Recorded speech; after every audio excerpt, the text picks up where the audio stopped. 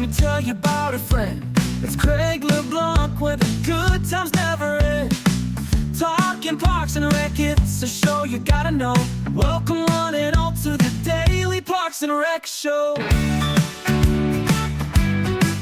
It's the Daily Parks and Rec Show.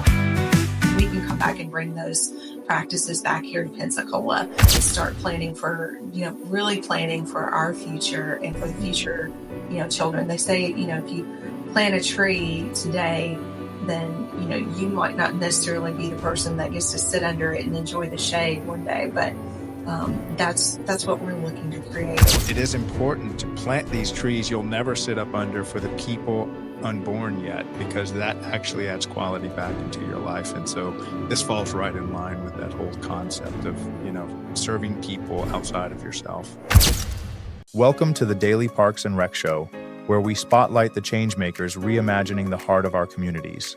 Today, we're thrilled to welcome Tanya Bird, the Powerhouse Parks and Recreation Director for the city of Pensacola, Florida. Tanya is more than a leader, she's a visionary, bringing bold ideas and deep heart to everything she touches. From restoring the century-old Osceola golf course to life, to creating inclusive programs that open doors for youth, seniors, and families, her work is rooted in equity, legacy, and love for her city. Whether it's expanding youth sports across generations, launching sailing outreach with American Magic, or partnering with the Blue Wahoos to spark community pride, Tanya ensures every park tells a story and every resident has a place to belong. Her commitment to long-term impact, sustainable funding, and the human side of recreation makes her a standout voice in the field. This is more than parks, it's people, purpose, and possibility. So get ready for an inspiring conversation with Tanya Bird, a trailblazer redefining what public service looks like, right here on the Daily Parks and Rec Show.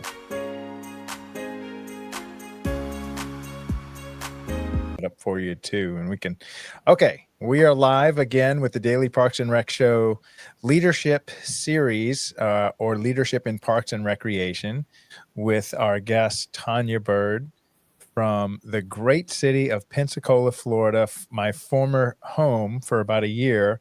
I miss it so desperately. They live in a little paradise over there.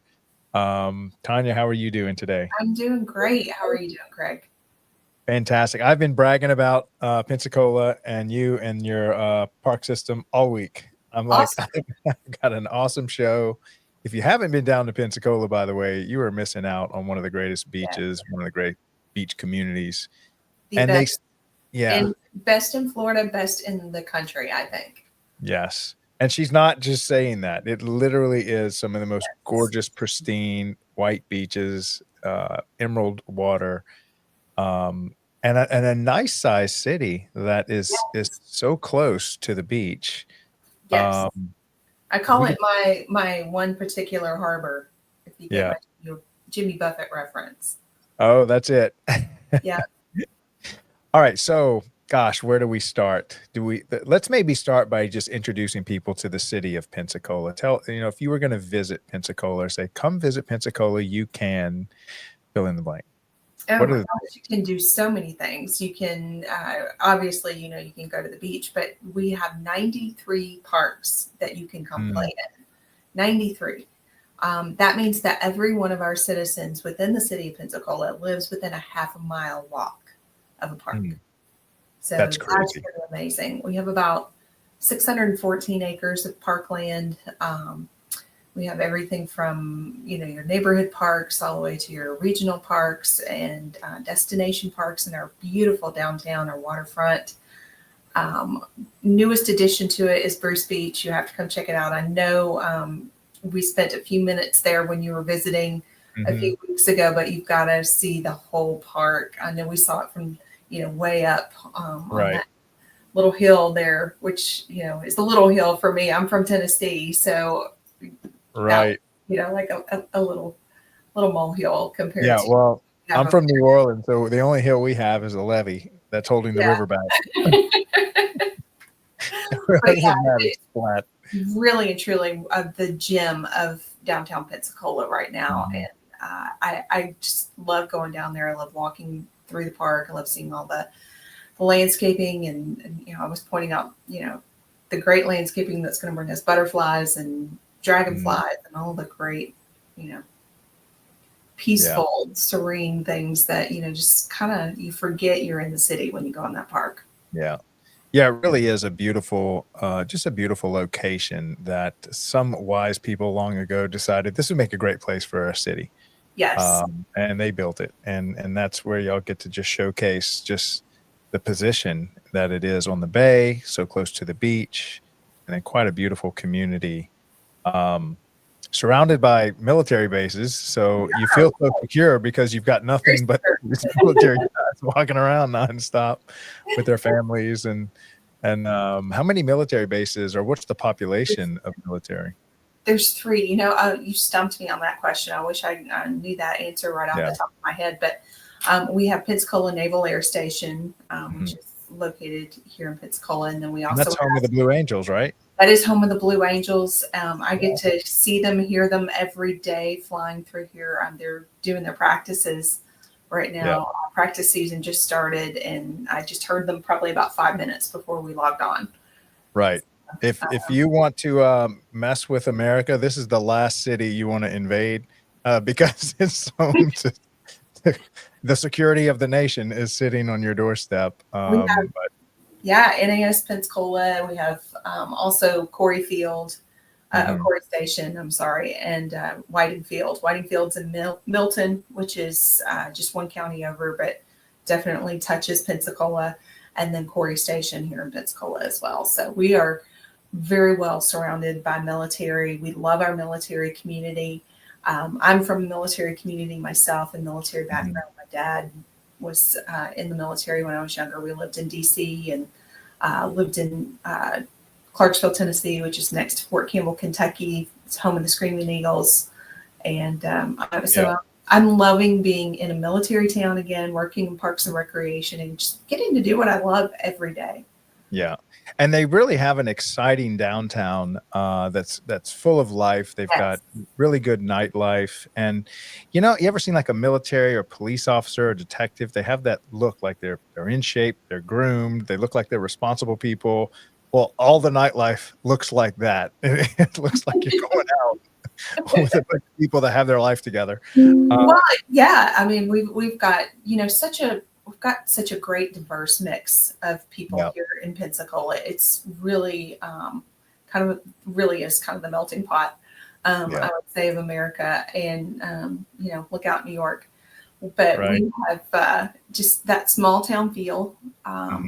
But also we have such a metropolitan city. I would really kind of call it. We're on our way to being that anyways. We're definitely have a great nightlife going on downtown. We have everything from gallery night to we have a downtown market, Palafox Market, that just expanded 2 years ago. So now they're also, in addition to being in MLK Plaza, which runs pretty good length of Palafox Street, they've now expanded down to Ferdinand Plaza on Saturdays as well. And so we have the Palafox Market north and south.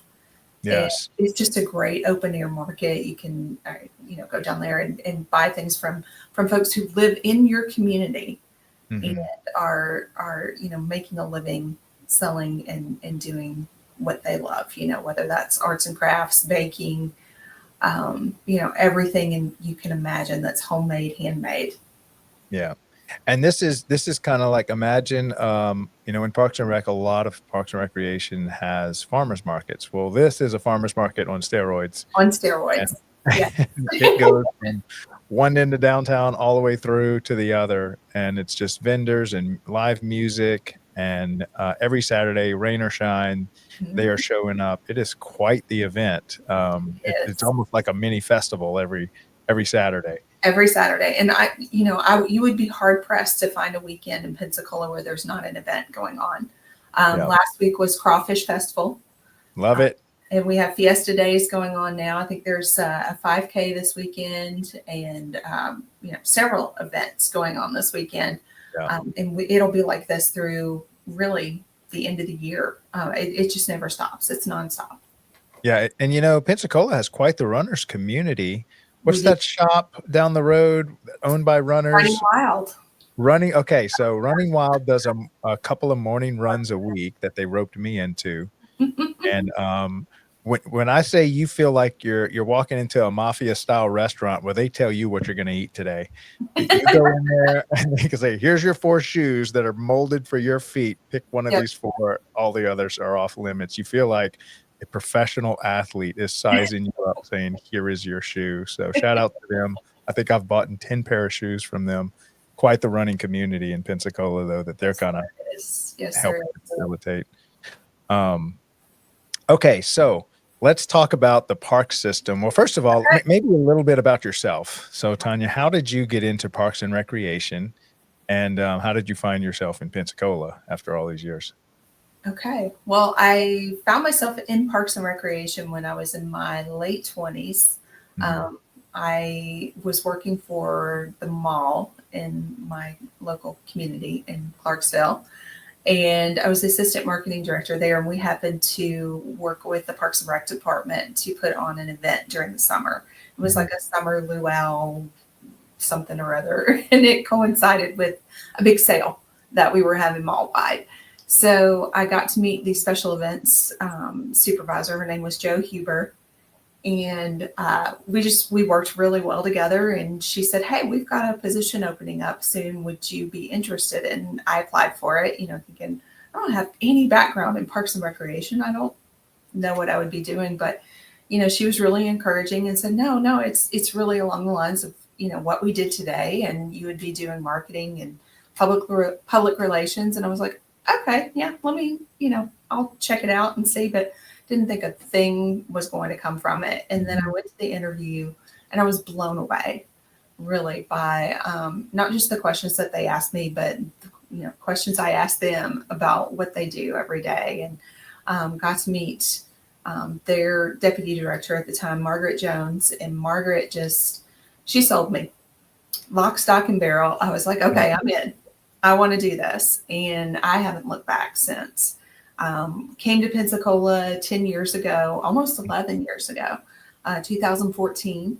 And I had said for years, my grandmother moved here in the 90s, and I had said for years after coming here to vacation, if I ever got a chance to move here, I would. And lo and behold, 2014, the stars aligned. I found an opportunity to come here. And I started here as the marketing coordinator as well, which is where I started in Clarksville. So it was just kind of for full circle, and kind of have made the same steps here into the leadership position. And so I have just enjoyed being here and being a part of this great community.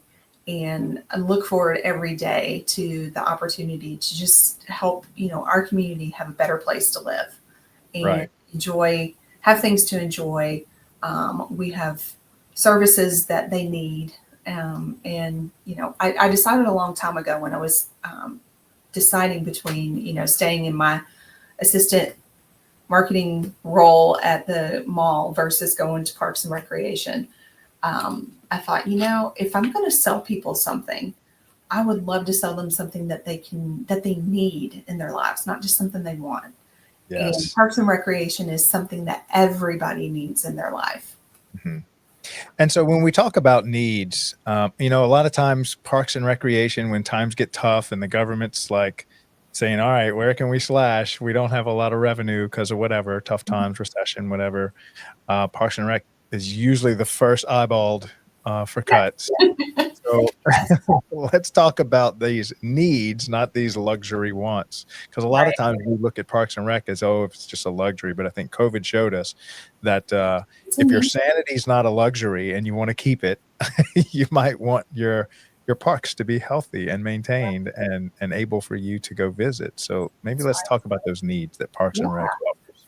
I like to say, you need some of the city services that we have, like police and fire and public works and all of those things to make a city work. You definitely need those things. Parks and Recreation, you need those things to survive, but Parks and Recreation, you need to thrive. Yes, I love that. I love that. And true. And so when we talk about thriving, I think more than ever, we find ourselves stuck in front of a computer Mhm. just because everything has become remote. Everything has become, have to be in front of a screen. Having a healthy, beautiful place to unplug and to walk around in now more than ever, I think is important. Um, Absolutely. It's, yeah. it's so vital to your mental health, your physical health, every aspect of your health and wellness. I think Parks and Recreation can touch on in some way. Same with education. We are involved in education through our after school programs, and it's just such a vital, I think, resource for our community to have these Mhm. places for people to go, youth, adults, seniors, all ages. I mean, we have everything from, classes from the youngest all the way to the oldest, 0 to 100, basically. We're a 0 to 100 city. We want to Yeah. provide opportunities for every single citizen in our community. And nobody can do that as well as Parks and Recreation. Yeah. Shout out to Nick Gonzalez if you're listening. He's a fellow I-10 neighbor, just Oh, cool. out in California though, in Palm Springs, not too far away from New Orleans All the on way out I-10. there. Yeah, you are on I-10. But he says Parks and Rec is, and he's such a wordsmith, Parks and Rec is the preventative side. Yes. That once something has happened, your house is on fire, call the fire department. Somebody's Right. in, call the But then police call us department. after because we can probably help you find resources Yeah, to yeah, get you back on your feet. We may not be the ones providing them, but chances are pretty good that, we can point you in the right direction. yeah. With social services or with, medical care if you're looking for that, or, just need a place, to come and spend the day while you're waiting for your house to be, renovated or Mhm. restored, after Right. something like that happened. Because, you never know what the circumstances could be. Chances are though we have the resource or we can point you in the right direction to it. And I just think it's so vital for our community, for any community, to have resources like that available. And Parks and Recreation folks, we're probably one of the most forward-facing departments of the city, Mhm. besides your police and fire department, and we're the ones you want to see coming. Right. Right. That means it's not so bad that, Right, firemen have to come deal with the problem. Um, exactly. but, on the preventative side, if we're looking for strong families, a good, stable mental health, being involved with your community, getting outdoors, these are all preventative measures for quality of life. And, when things kind of really get unraveled, yes, these other departments have to come and help people out. But a lot of times, if you're just, out in nature, unwinding, spending time, volunteering, coaching, going to a farmer's market, that's all squarely in Parks and Recreation, where you're Absolutely. living a good, healthy, abundant, diverse life. Yes. Um, I love that word abundant. yes. And well, let's talk about the abundance and the diversity of the different types of things Parks and Rec offers, especially in Pensacola. Yeah. So like I mentioned, we offer, something for all ages. We have dance programs. We have karate, martial, all kinds of martial arts for kids. We have summer camps. We're about to kick off our summer camps here in a month, literally a month from, I think a Mm, month from today or tomorrow. And we are just so diverse in our offerings for youth. We have after school programs where the kids are not just, coming and sitting in a room after school like we did, where you got sent to the gym or you got sent to the cafeteria and you sat there and they said, do your homework. mm, We're actually, interacting with the kids and we make it fun. We incorporate things like STEM into our playtime, and the kids are still learning. We're still building on those concepts that they're learning in school, but making it fun so that they don't really realize that, it's kind of an extension of their school day. And we're really fortunate to have a great partnership with a local organization called the Escabia Children's Trust. They are established by state statute. It was voted in by our Pensacola, city of Pensacola and county. Our entire county voted them in, I think about 4 or 5 years ago. And they are doing some amazing things in the community that are just really trying to increase the opportunities to positively impact our youth in the community, youth and families. But specifically, every dollar that they spend goes back into the community to enhance the lives of the youth of our community. And so we're so fortunate to be a partner with them with our after school program. And we're able to offer this after school program with all of its educational components, the fun, the homework help, the social and emotional learning, and a healthy snack when they're there, which they might not get at home. We're able to offer that to them because of Escambia Children's Trust for free. I think it's just absolutely amazing.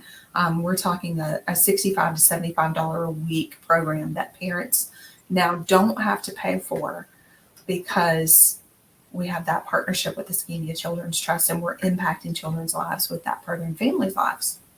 Fantastic. And now, maybe talk about the volunteer opportunities that you have for college and high school interns. College, high school, any age, really. We just had a group last week, a corporation actually, that volunteers quarterly and goes out and does these, does quarterly cleanups. We have groups like Ocean Hour, who are, a lot of environmentally conscious folks who go out and they volunteer every Saturday in a park that's along our shoreline. So we have organized volunteer opportunities. We have unorganized volunteer opportunities. If somebody's looking for community service hours, or they're an intern, going to school either at University of West Florida, Pensacola State College, or they're a high school student, we have opportunities available, and they can work in several different areas, whether that's our youth and adult programming, or they can work at our senior center. They can work in one of our parks. We have a lot of Eagle Scouts who want to do Eagle Scout projects. And so we get to be a recipient of Eagle Scout projects all the time. We have a great person, Paul Pipes. He's our volunteer and outdoor pursuits coordinator. And he works with those individuals and, provides opportunities for them to give back to their community. And then, in turn, we get something, a benefit from it, whether it's, taking better care of our parks, helping us take better care of our parks, or building something new. Yeah. Now, do y'all have any college interns that work directly inside of the parks? We currently don't at the moment, but we have a summer youth employment program that kicks off usually the 1st of June. They're taking applications for it right now. So high school and college students, if any of you are listening that are here in the area, you can reach out to, her name is Teresa Shrep, and she is our representative for the city who is putting that on. So opportunities for high school students, college students, they can work in any of our city departments, Parks and Recreation. We like to put them to work in our summer youth camps, and also at our golf course, tennis center, anywhere that we can find a place. If they say we've got 10 kids, we'll find a place for 10 kids or students. I hate to say kids. Yeah. So if you're a college intern, and so it is a little, isn't it kind of somewhat of it's a volunteer? Is it somewhat of a little minimum wage paid gig? Paid, actually, yeah, it's minimum wage paid, and it goes, we will work with college interns. If we don't have a paid position, we'll still work with a college intern and do an unpaid. But this is a great opportunity in the summer where it is actually paid and it's fully funded. So that's a great benefit that we have here in Pensacola. And how many do y'all have? How many slots do y'all have open? Or y'all willing to accept? Last year, I think we took 10 students. And this year, I think they're a little later getting things started. So I haven't heard yet how many slots they're going to have available for Parks and Rec. So now, is it part-time, full-time? Part-time. So 20 hours a week? Usually, I think they can get 20, maybe 25 as the max. So yeah, it's definitely a part-time opportunity, but it gives them, some exposure to what we do in Parks and Recreation or whatever department that they're working in. and gives them an opportunity to learn a little bit more about it and decide if that's something that they want to pursue as a career, or do they want to, maybe it's just something that they like doing and they want to do it every summer.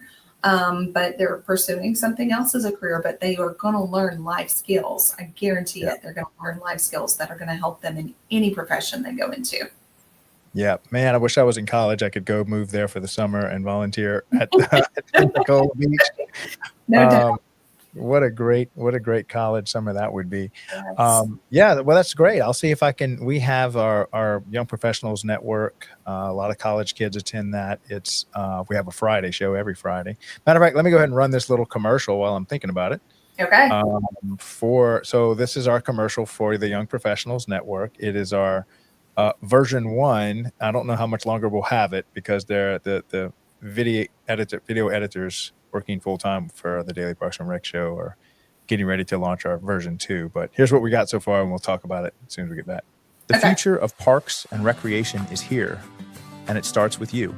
Welcome back to the Daily Parks and Recreation show, where we bring you the latest insights, trends, and conversations shaping the world of parks and recreation. Today, we're diving into something that's shaping the future of our industry, Young Professional Networks, or YPN.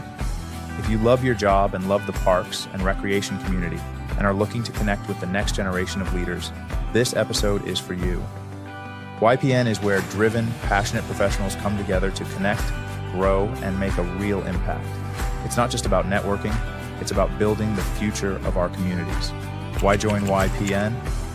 Career growth and mentorship. Learn from the best in the industry. Innovative ideas and collaboration. Be part of the next big movement. Leadership development. Take charge, make decisions, and create change. Whether you're just starting out or looking to take your career to the next level, YPN is your gateway to success. From exclusive networking opportunities to cutting-edge industry insights, this is where you build your legacy. Because the future of parks and recreation starts with you.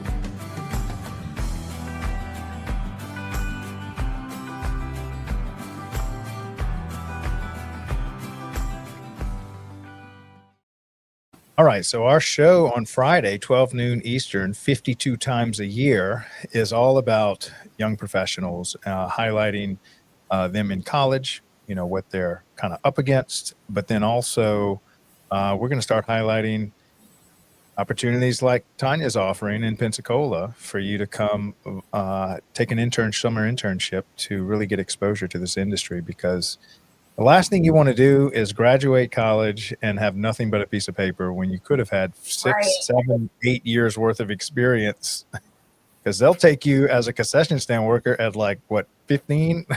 15, 16, yes. And we do counselors in training. We have a counselor in training program too, where, folks as young as 13 can start to be mentored into parks and recreation positions. So there are numerous opportunities to get involved in parks and recreation, and don't think that just because you don't know anything about it yet, just like me, I didn't know anything about it 25 years ago when I started out in this industry, but I sure did learn quick.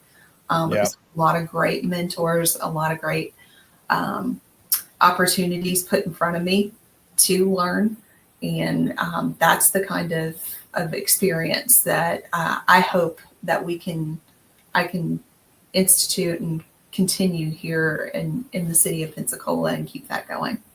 Yeah. And we really do need to, as an industry, I think when I first started making this show, one of the first, I guess, problems to solve or things to address was, why are we still a discovery major? Why are so many people in our industry finding out about us after college or even after a big chunk of their career?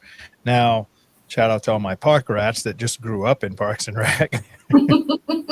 Gabby Vera over there grew up in Miami. Her family was after school care.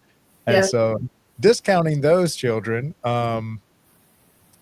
which is actually a substantial chunk of Parks and Rec people just grew up in Parks and Rec or had a mom or a dad that worked in Parks and Recreation. Yes. But there still is so many people. I'm shocked that, the only exposure they have to Parks and Rec is the comedy series, and that's about it. Yes. Not Not realistic. Yeah, and not realizing how compelling and how much this industry gives back to you. And Yes. maybe And we can talk. Go ahead. I was going to say, and how serious it is. Like it, you know, yes, we have fun. But you know, a lot of people, when they hear that you're in Parks and Recreation, they think, oh, you must get to play all day. Mm-hmm. No, we don't get to play all day. I wish we did. But we do try to make it fun, and we do. But it's a lot of serious work, but it is such a rewarding and fulfilling career to be in, and to find something like that. You know, especially if you have gone to college and you haven't quite figured out what it is that you're looking for, or haven't found that first job out of college that's going to give you, you know, a launching point into, you know, whatever your career choice is. I think Parks and Recreation is a good place to look and to see where your skill sets can be applied. The things that you've learned in school and the experiences that you've had either growing up or in school, that you can apply to it, because I can, like I said, I can guarantee anyone who has ever worked in the Parks and Recreation industry can go into probably any industry in the world that they want to, if they have that, you know, that knowledge and that little bit of knowledge and background. You can take a Parks and Recreation career and do anything. I like to call us all, we're jack of all trades and master of none. Mm-hmm. Yes, and you're constantly firefighting, problem solving. Yes. There's something every day you never expected. It's such a breadth of skills that you attain in Parks and Recreation. Yes.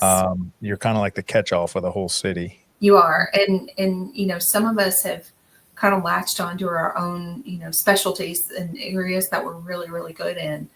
And I think if you really want to find out what you're good at, I think going into a Parks and Recreation job will help you find that. Yeah. Yeah. And it also pushes you well outside your comfort zone, because daily. Yes. I mean, hosting In good ways. In not so good ways sometimes. Well, and you know, that's where growth is. Growth is where you try new things, you do things you're not comfortable with, you don't know, but it's your job you're in charge and to figure it out. And you know, I'm not sure running a farmer's market prepares you to run a after school program, which probably doesn't prepare you for any of your senior services, or run an aquatic center. They're all so different. They're all so different department. Yeah. But if you have just a little niche of something that you like to do, you can find something in Parks and Recreation. Yeah. Maybe talk a little bit about what are some of the skill sets you had to develop in yourself? You know, some people come, like I have met excellent communicators. This is my 120th episode. I've interviewed over 300 people on the phone for this show that are coming down the pipeline. And I am shocked at when they tell me, well, I'm naturally an introvert and I'm kind of shy, but they are just excellent communicators just because they have to. Yeah. As an example, are there any other skill sets that, you know, Parks and Rec just kind of molded you into the leader you are? I would definitely say, just because of some of the mentors that I had early on in Parks and Recreation, I gained a really good sense of really being that mentor to the next person who's trying to come up into our industry, and to try to, I guess, you know, not only impart some of the knowledge that you've learned over the years, but to encourage those individuals, I think, not necessarily to be fearless, but to always be looking forward to that next thing, even if it looks really, really hard or like very challenging to be able to get through. It's that drive to push through. Parks and Recreation probably demands that more than any other industry, I think, or at least in like city government, other than maybe politics. Because we do have to be very politically savvy and very politically aware to be in this position. So I think that's definitely one area that I've I've had to work on, all of my career is just becoming more politically savvy and more politically aware of things, and knowing what your community wants, being able to learning to ask the right questions. That becomes so important, I think.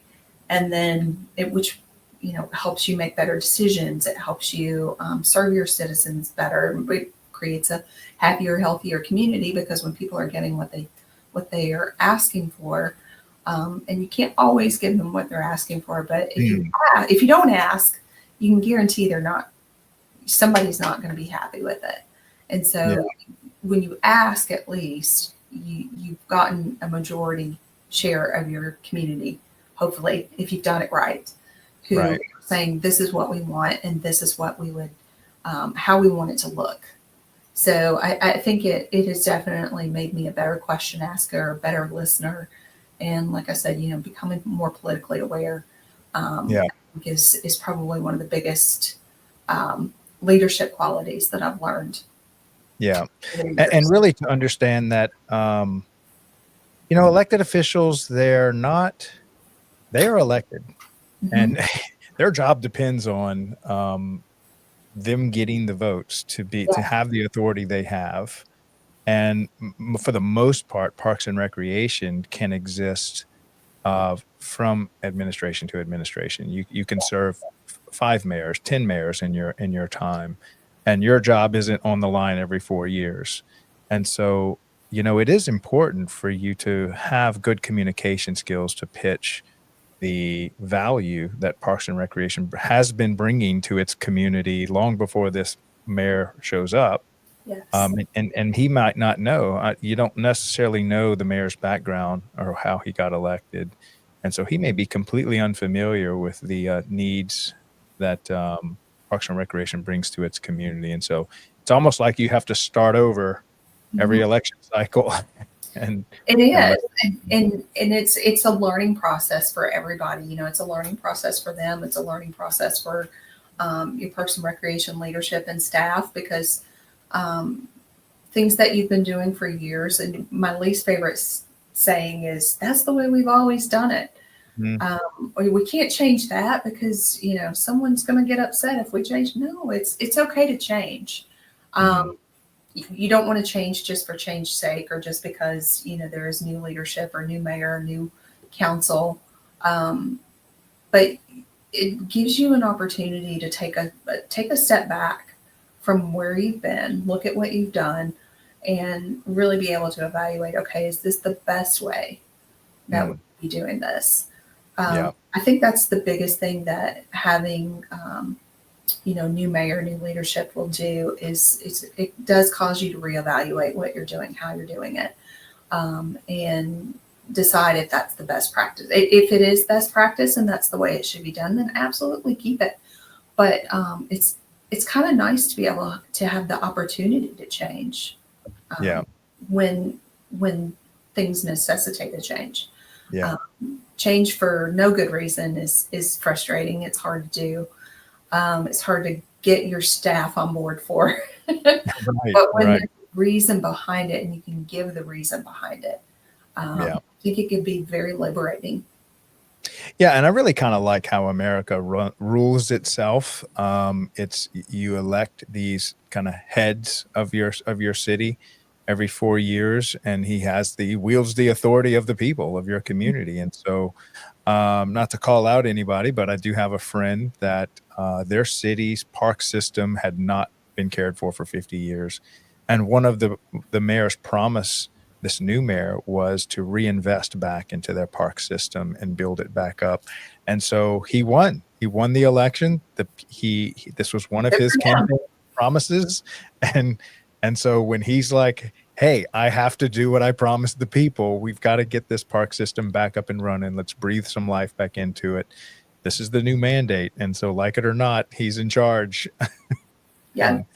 And we're going through, a very similar change here in the city of Pensacola. We have Mayor D.C. Reeves. He is very supportive of Parks and Recreation. He wants to see our Parks and Recreation system be the best in the country. And we appreciate that attention to our department and not just, kind of being that forgotten department that, isn't really thought about at budget time or at any other time until they need something from you. So it can be, scary sometimes to have that much of a spotlight on what you're doing.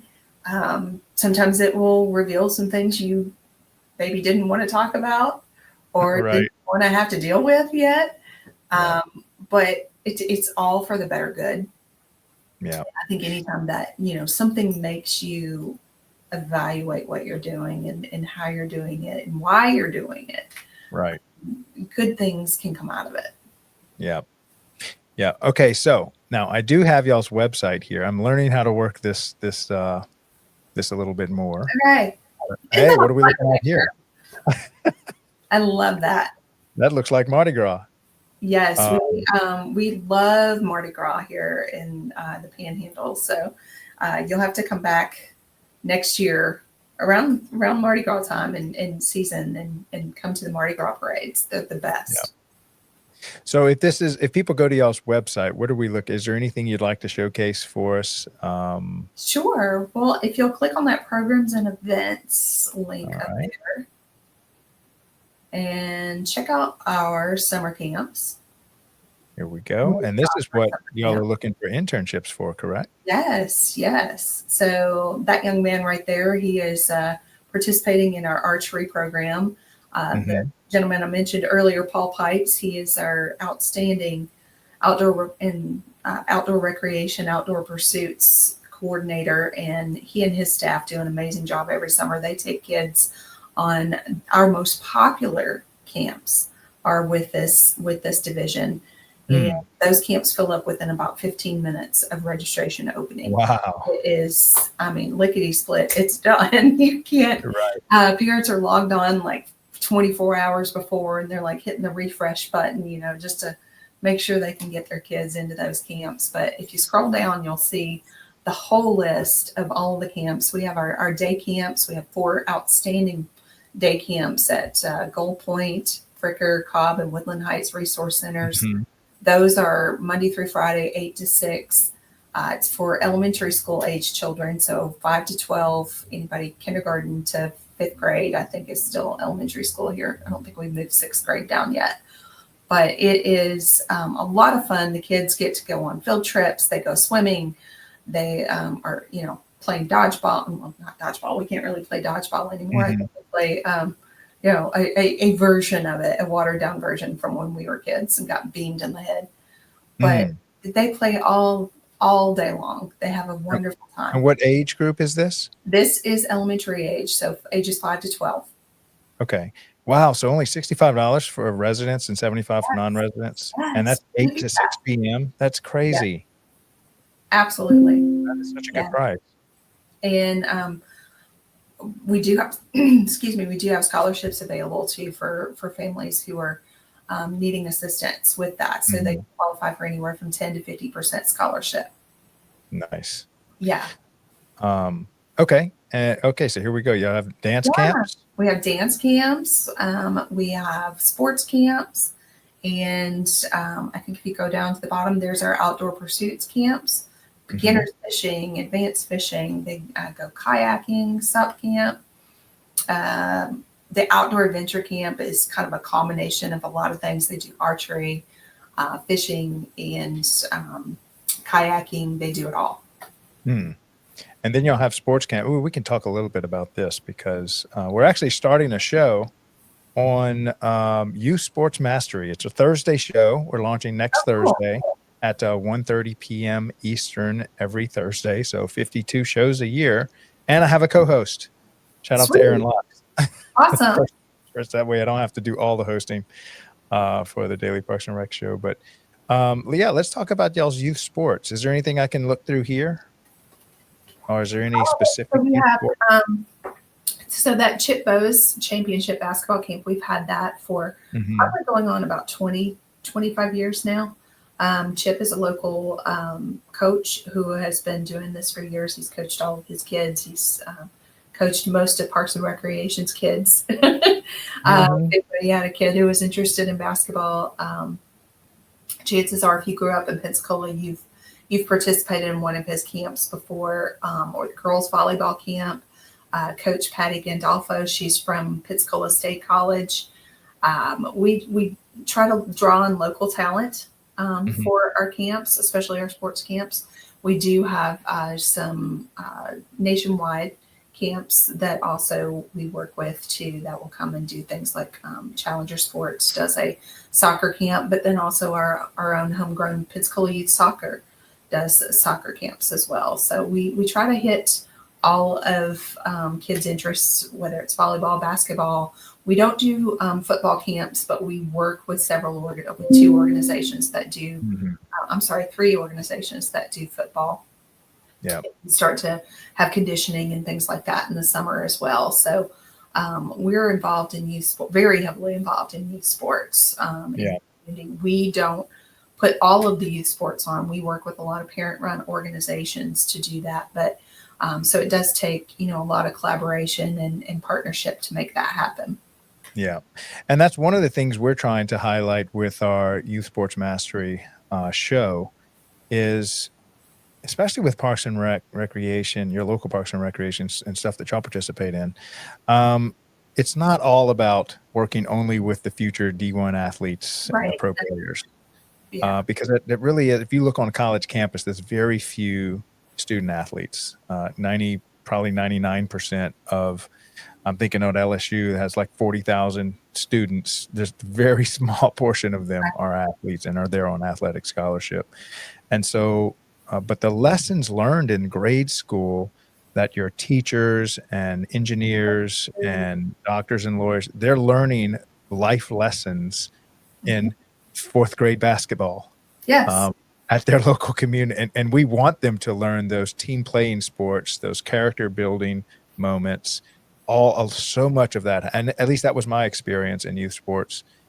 So much of that happens literally right up under Parks and Rec's noses. They are orchestrating this whole thing. It does. So maybe speak a little bit about that.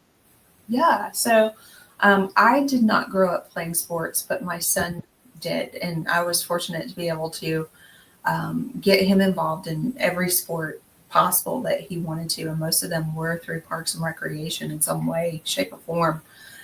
He played soccer, he played basketball, and he did karate. He tried everything. He loved it all. Yeah.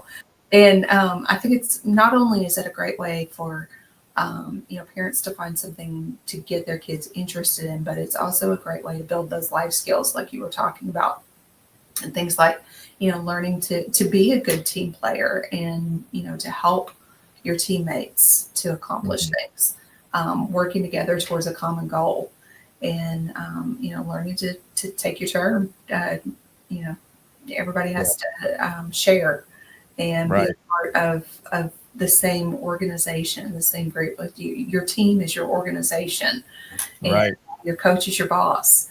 And it's a great way for kids to kind of learn how to work together to make things happen. Yeah. And shout out to the Atlanta Braves. I met them. They had a booth at the Alabama Parks and Rec convention, and I learned that the Atlanta Braves was trying to figure out why their population of people trying to get into their Major League Baseball team was dwindling. Seemed like from the bottom up.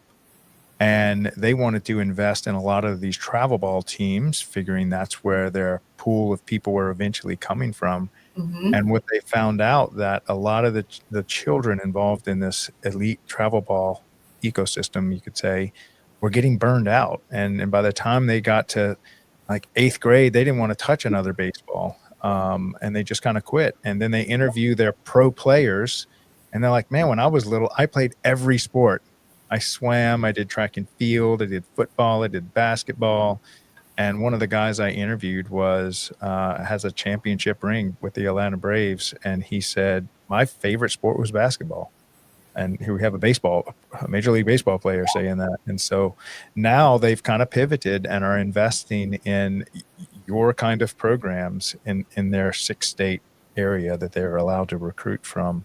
That's awesome. And so, and that's coming from the top of the food chain as far as athletics, saying, if you want your child to be healthy and even have a chance at college scholarship, it's getting them involved with many sports at the community level and Yeah, just making sure the kid has fun doing it, learning all those lessons. That's what's going to serve him best. it is. And, we're fortunate here to have the Pensacola Blue Wahoos. They're a minor league team for Major League Baseball, but they're a minor league team that's affiliated with, oh gosh, I think it's Minnesota.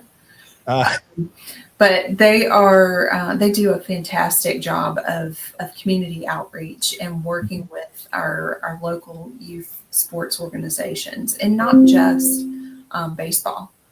Yes, they want to cultivate the sport of baseball and recruit more young people into the sport, but they're investing in our community and other youth sports as well. And it's really kind of created the synergy in Pensacola, and we have a lot of athletes, famous athletes who have come from Pensacola too. Derek Brooks, we've got Adron Chambers, Roy Jones Jr.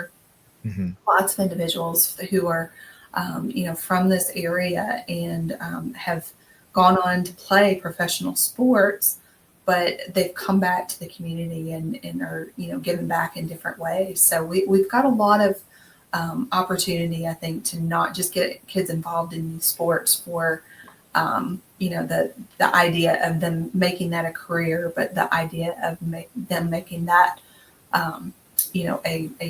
a teacher and a builder of their life skills, and just creating a better community through, citizenry. Well, yeah, shout out to all the pro players and coaches that got them there. Anybody in youth sports, we now have a show for you every Thursday, 1:30 p.m. We're actively starting to finally reach out to guest speakers on that show. So I don't know if you know of any from Pensacola that you could connect us with as we launch this program. I'll see what I can come up with. I know a few of them. I'm not, I'm not personally involved with a lot of the things that they're doing, but yeah, we're connected to quite a few, but it's we really want to make a space for them, a space for those coaches, a space for those athletes to have be able to tell their story. And then also, if you're running some of these youth programs, I don't know do you have like a specific person in charge of all youth sports? yes. It's kind of split between our recreation division and our athletics division, but our athletics division has all of the outdoor sports. And then they also have a youth basketball league and a youth volleyball league, girls volleyball league. And then our rec division, some of our centers have a youth basketball league as well that they run individually. So it is it's kind of spread out a little bit, but yes, we touch everything from soccer to baseball to football. We haven't gotten into lacrosse yet, but we've been looking at trying to add that sport eventually. Pickleball, tennis, golf. We have an 18-hole golf course, which is turning 100 years old. Wow. This year, actually. And it was the only course in Pensacola that African Americans were allowed to play on back in the early 20s, I think. So it is, and that went all the way, up through the civil rights movement. And then now it's a public course. The city acquired it. I can't remember when the city acquired it, but the course itself is 100 years old. It's on the Florida's historic golf trail, Osceola Golf Course. So when you're back in town, you'll have to come play. Yes. It is, we teach, we have a organization here, First Tee, which is nationwide, but First Tee does an amazing job with youth sports outreach here, and they teach out at Osceola. Our pro out there, Ryan Maddox, he also goes into the schools and tries to recruit kids into golf by taking golf to them and getting them interested in the sport. So there's a lot of opportunities out there in youth sports. Yeah, there really are, and that's really a critical part of what Parks and Recreation does. That's quite quite a chunk of what your facilities are geared up for, a lot of the man hours.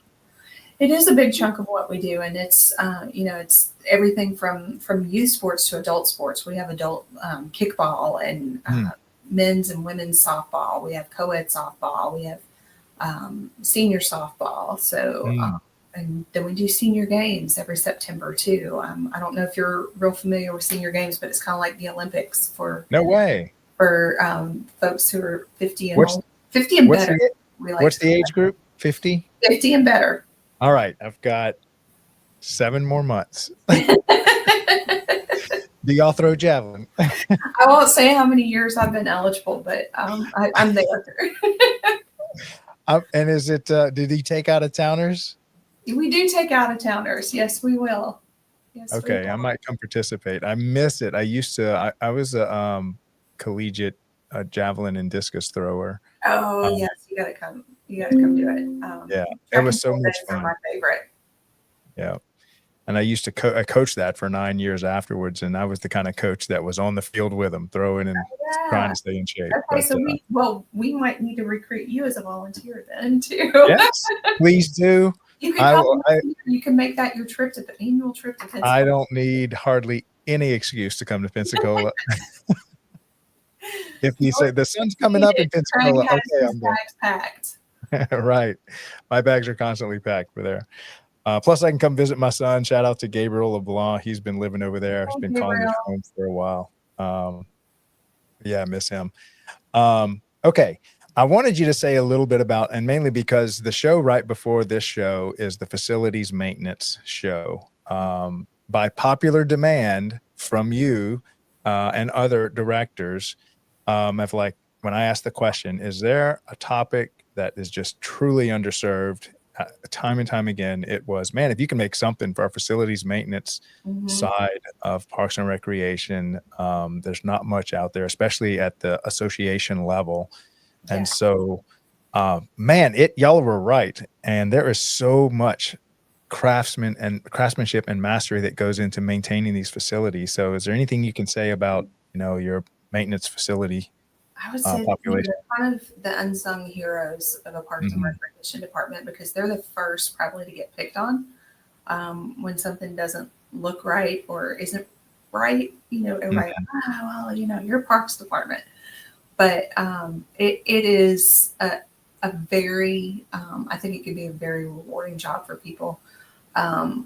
We have, like many communities across the country, we have a lot of deferred maintenance. When you're battling for those budget dollars every year, and Parks and Recreation has to go up against police department, fire department, public works, facilities, fleet, all of these different competing departments in the city, and kind of one of the first things that like you said, that gets cut is Parks and Recreation. It's usually the maintenance of Parks and Recreation, because nobody wants the instant impact of losing programs or losing a whole facility, but you could actually see that end up happening, and we've had that happen here, where we've had to shut down and even demolish a facility because it just hadn't had the investment, to keep the maintenance of it going for at the level that it needed to be. Keeping the doors open and the electricity on, but it just wasn't being maintained to the level that it needs to. And when your facilities start to age, it becomes really apparent whether or not you thought about investing those dollars on the front end. Because if the money's not there to keep it consistently maintained, then you're going to pay for it in the long run. So you could pay it out over time by taking care of your facilities, or you can invest a lot of money to fix it, or you can invest a lot of money to tear it down. Yeah. That is the sad reality. Yes. And you can actually, like you said, you can lose facilities by kicking that maintenance program further and making that someone else's problem or your future self's problem. Yeah. Or building too many parks, or building too many parks that are beyond the scope of what your maintenance staff is able to take care of. And that can be a real challenge. And so I think it's really important when you're designing parks or when you're thinking about expanding a park or putting anything new out there, that you really think about and spend some time estimating and digging deep on what your maintenance costs are going to be, and make sure you get that right on the front end. Yeah. Because Yeah, absolutely. In the long run. I can tell you've been through Jamie's class. Shout out to Jamie Sabak, who's doing some great work on helping people Love like Jamie Sabak. Yeah.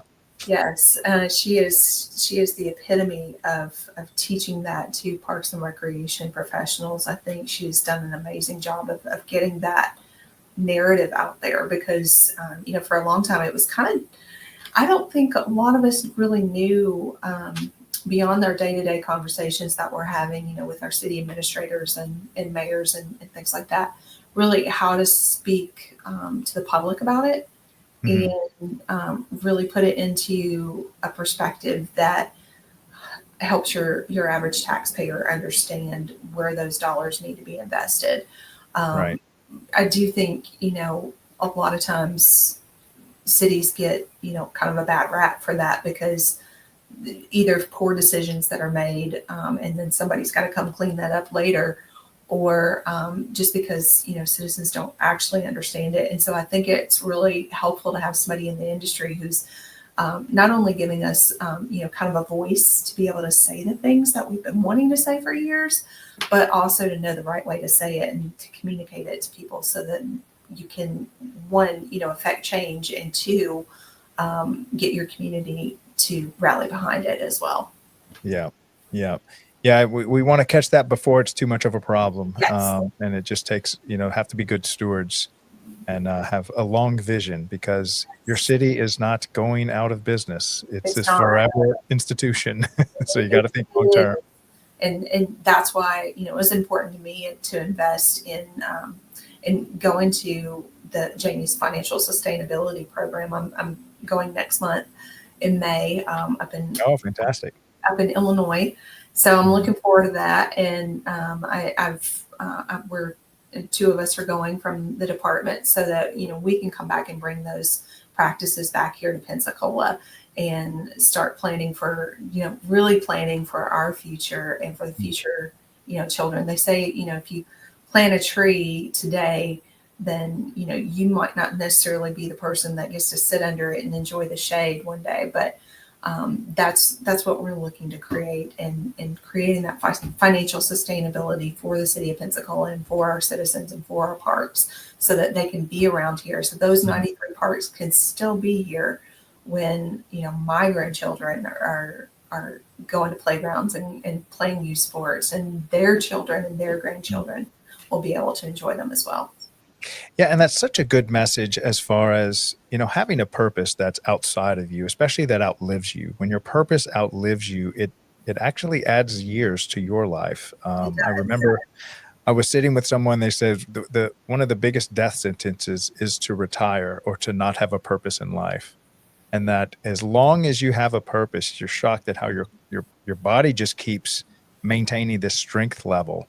And so it is important to plant these trees you'll never sit up under for the people unborn yet, because that actually adds quality back into your life. And so this falls right in line with that whole concept of, serving people outside of yourself.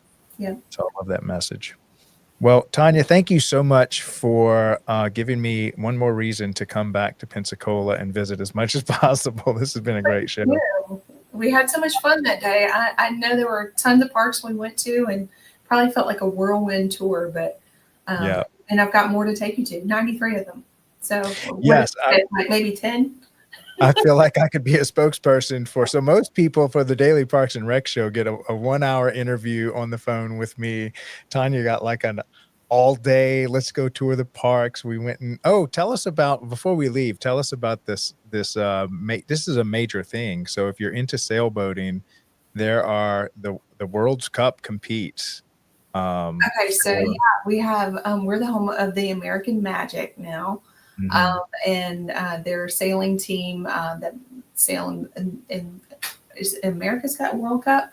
Yeah. But American Magic, and they are amazing. They brought so many cool things to Pensacola too. Like we have Foiling Week now here, and we have all kinds of interest now in the sailing community. And so we've even had people reach out to Parks and Recreation and say, we want to teach kids how to sail.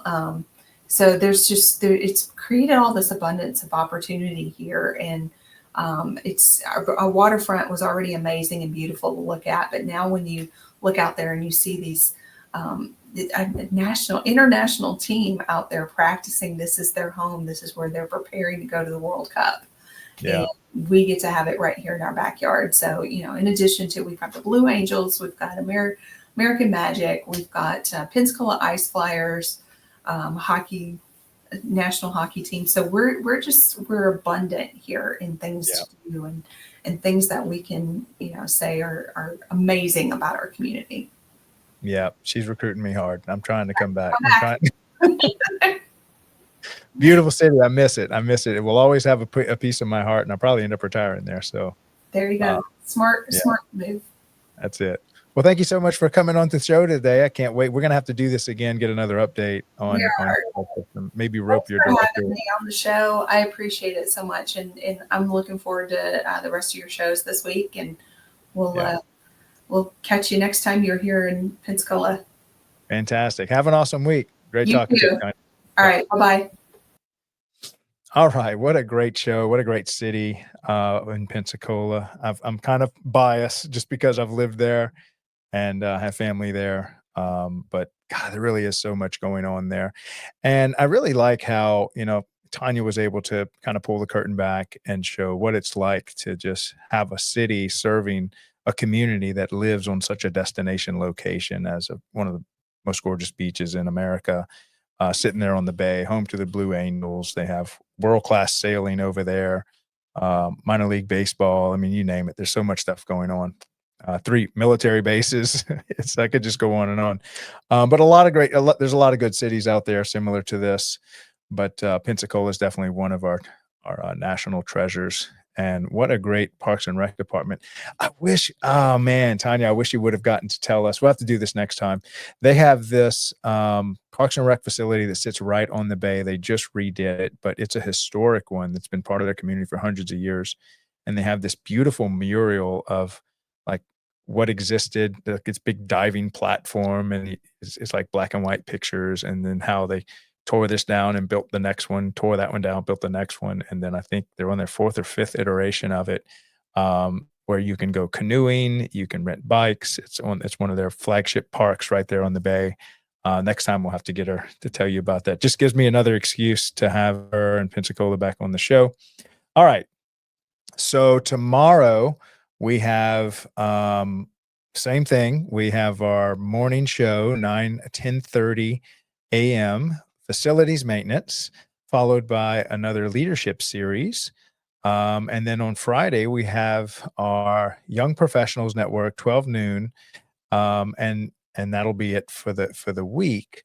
But don't forget, next week, we have on Thursday, 1:30 p.m., our newest show is Youth Sports Mastery.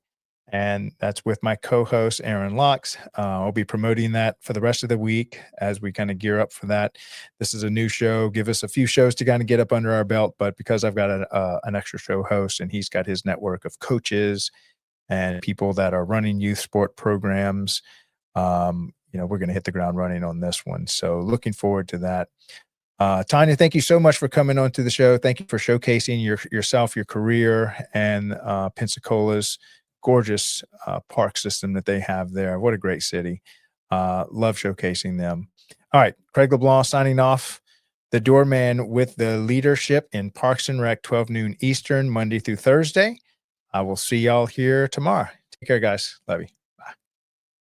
The future of parks and recreation is here, and it starts with you. Welcome back to the Daily Parks and Recreation Show, where we bring you the latest insights, trends, and conversations shaping the world of parks and recreation. Today, we're diving into something that's shaping the future of our industry, Young Professional Networks, or YPN. If you love your job and love the parks and recreation community, and are looking to connect with the next generation of leaders, this episode is for you. YPN is where driven, passionate professionals come together to connect, grow, and make a real impact. It's not just about networking, it's about building the future of our communities. Why join YPN? Career growth and mentorship. Learn from the best in the industry. Innovative ideas and collaboration. Be part of the next big movement. Leadership development. Take charge, make decisions, and create change. Whether you're just starting out or looking to take your career to the next level, YPN is your gateway to success. From exclusive networking opportunities to cutting-edge industry insights, this is where you build your legacy. Because the future of parks and recreation starts with you.